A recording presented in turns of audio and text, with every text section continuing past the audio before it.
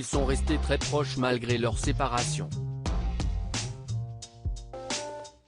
Durant 6 ans, Gaspard Ulliel et Gaëlle Pietri ont vécu une belle histoire d'amour. Ils sont même devenus les parents d'un petit Orso, aujourd'hui âgé de 7 ans. Mais tout va brutalement basculer, lorsque l'acteur est victime d'un accident de ski, survenu en janvier 2022. À 37 ans, le comédien décède des suites de ses blessures survenues après une chute.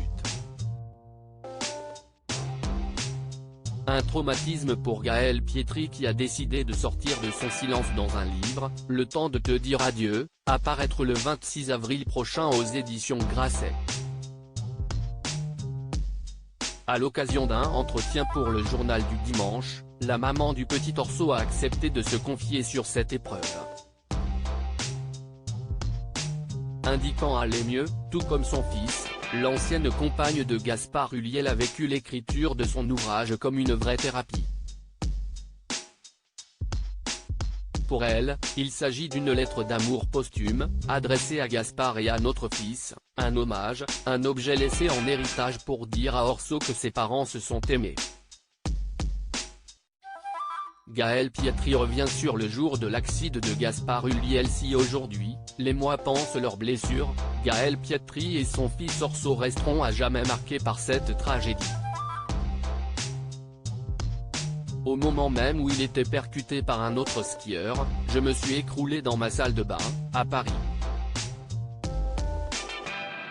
J'avais l'impression d'accoucher tout en recevant des coups de canif dans le ventre, une douleur insupportable. Mon fils a eu ces mots, terribles avec le recul, « Maman, tu ne vas pas mourir sinon je vais rester seul avec papa ».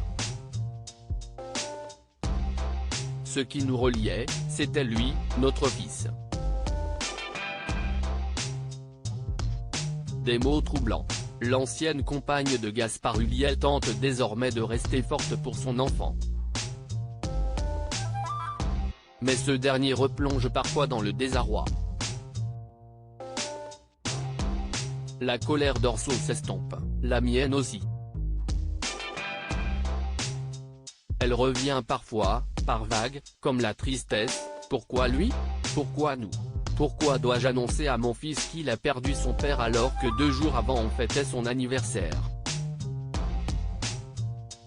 En deuil, Gaëlle Pietri a été contrainte de gérer ses émotions en ayant en tête le regard des autres. Vous devez non seulement gérer votre chagrin, celui de votre enfant, mais aussi les attentes des autres, des remarques et comportements déplacés, les photos volées d'Orso aux obsèques, les selfies sur la tombe, les fans qui s'inventent des vies avec lui. Une mère de famille s'est même autorisée à dire à la maman de Gaspard qu'elle souffrait plus qu'elle.